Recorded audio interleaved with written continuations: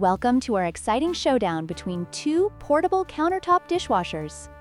Today, we will be comparing the Kappa's portable countertop dishwasher and the Hava 2025's. We'll dive into their features, pricing, and performance to see which one stands out in the world of compact dishwashing solutions. Let's get started. When it comes to price, the Kappa's portable countertop dishwasher is priced at $499, while the Hava 2025 comes in at a more affordable $399. This makes the Hava 2025 a more budget-friendly option for those looking to save on their kitchen appliances.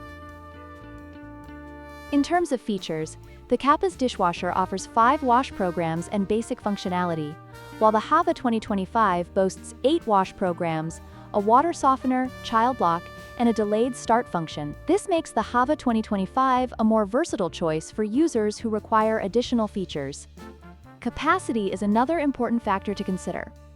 The Kappa's dishwasher has a 3-cup water tank, which may be limiting for larger loads. In contrast, the Hava 2025 features a 5-liter tank, allowing for more dishes to be washed at once, making it a better option for families or those who entertain frequently.